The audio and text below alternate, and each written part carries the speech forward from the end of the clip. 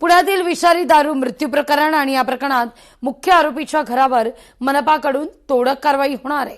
मुख्य आरोपी विरकास सिंगच्या घरावर बुलडोझर चालवणार आहे। राज्यातही बुलडोझर बाबांचा दणका दिसतोय।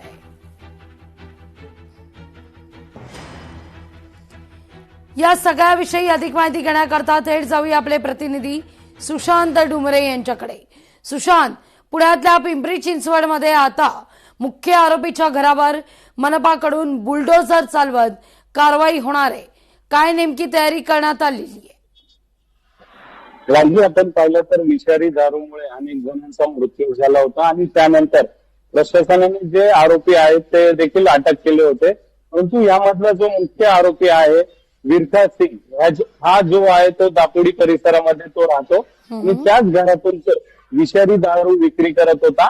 त्यानंतर महानगरपालिकेने त्या ठिकाणची पाहणी केल्यानंतर त्याचं जे घर आहे ते अनधिकृत असल्याची देखील माहिती समोर आली आणि त्यानंतर महानगरपालिकेने त्याच्या घरावरती नोटीस लावली आणि 24 तासाच्या आत हे बांधकाम अधिकृत आहे की नाही याचे कागदपत्र संबंधित अधिकाऱ्यांकडे सादर करावे अशी ही नोटीस लावली, अन्यथा हे घर जे आहे ते महानगरपालिकेच्या वतीने पाडण्यात येईल अशी नोटीस लावली। परंतु त्यांच्या नातेवाईकांनी या संदर्भात अजूनपर्यंत कोणतेही अधिकृत पत्र दिलेले नाहीये।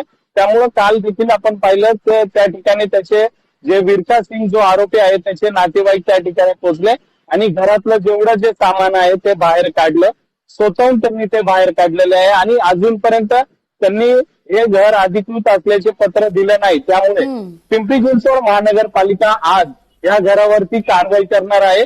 खरं तर अनेक ही मोठी घटना मानली जाते, कारण की या अशा विषारी दारूमुळे अनेकांचे जीव गेलेले आहेत। त्यामुळे या आरोपीला कठोरात कठोर शिक्षा व्हावी अशी देखील स्थानिकांची भावना त्या ठिकाणी व्यक्त करत आहेत। आणि आज जर पाहिलं तर महानगरपालिकेने अजूनपर्यंत वेळ दिली नाही की हे घर किती वाजता पाडणार, परंतु अजूनपर्यंत कागदपत्र आलं नसल्यामुळे हे घर आज पाडणार एवढं निश्चित आहे।